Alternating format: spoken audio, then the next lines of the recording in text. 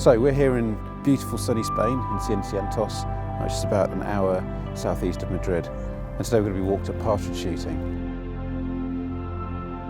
Now I do quite a lot of driven shooting back in the UK, but this is something a little bit different. Now I have walked up grouse over pointers before, but as you can see behind me, the terrain here is pretty challenging, dense scrubland. As you can see, the sun's in the sky, the weather isn't quite what I was expecting on the plane coming over. So yeah, we're expecting it to be a really challenging day. So if I had to describe walked up partridge shooting in 3 words, I think they would be fast, physical and infuriating. Just when you think you've got the hang of it and just when you think you're ready, something breaks and you're back to square one again. But it's incredibly rewarding and a really enjoyable walk in the countryside.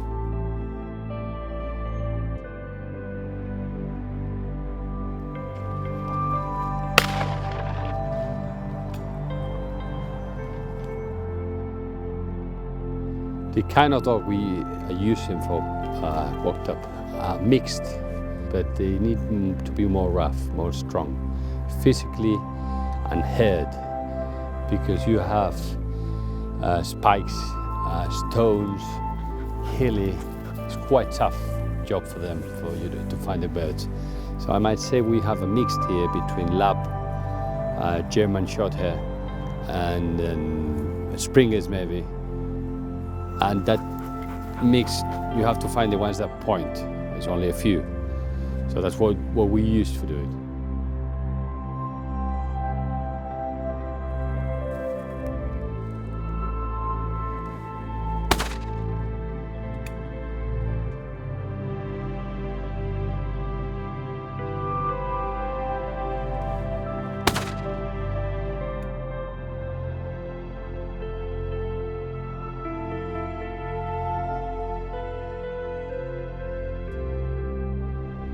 It's a great physical challenge, but it's kind of arid, pretty dry, desert type conditions. The hills are gently rolling and they just seem to go on and on and on.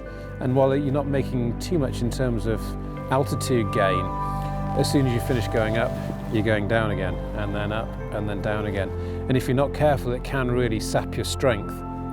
It is a huge physical type of endurance that you have to go throughout the day, 4 or 5 hours following the dogs. You've got to keep pace with the dogs, because otherwise they get too far in front and they can flush the birds 30 or 40 yards in front of you and you won't get a shot. But equally, you can't put too much energy into it, because otherwise when you get up to the dogs and the birds break, you're so tired you can't really get a good swing on your shotgun and you end up missing the birds.